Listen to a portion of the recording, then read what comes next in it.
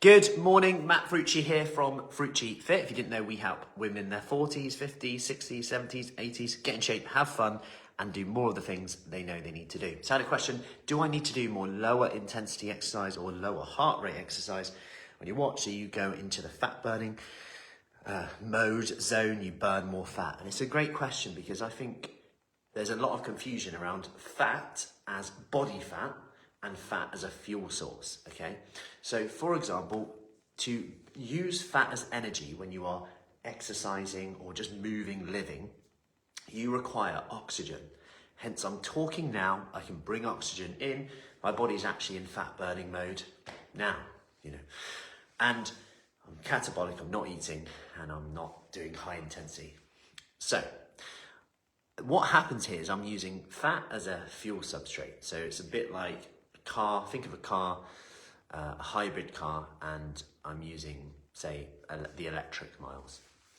And now what happens is I'm gonna put my foot on the gas, or not the gas, foot on the accelerator, or maybe gas now, and I'm gonna use the petrol now. So I'm gonna go faster and do a high intensity exercise.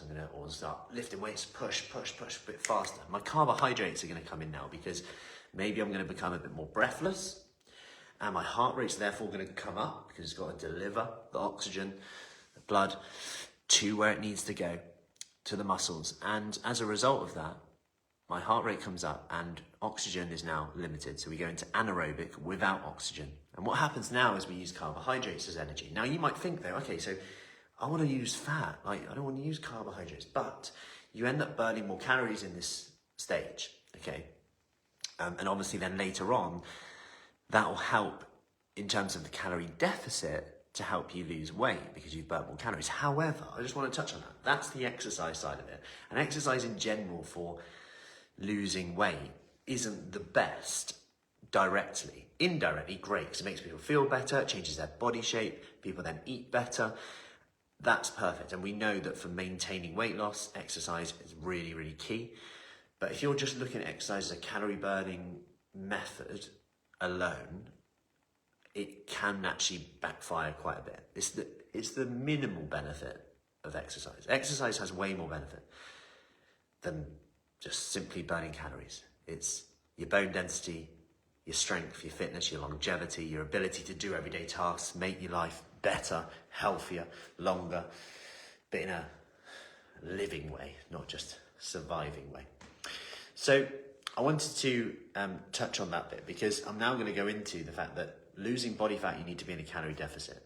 And regardless of whether we do high intensity, low intensity, walking, whatever, if you're in a calorie deficit, you're more likely to you're going to lose body fat. If you are not, regardless of low intensity, heart rate, etc., you will lose body fat. Your shape and your muscle will define how you look. And that then brings me back to, are you doing some resistance exercise to help change your body shape, to help you achieve the kind of look you want, but also the strength you want for everyday tasks as well. So I hope that helps, and I hope that simplifies things a little bit more. It is quite complex when you get quite into it, but that's all you need to know. In short, losing body fat requires a calorie deficit. Whether you burn fat as fuel or not, it doesn't really matter while you're exercising. Hope that helps. Any questions, let me know. Have an awesome Wednesday. Off for morning sessions, and I'll see you soon.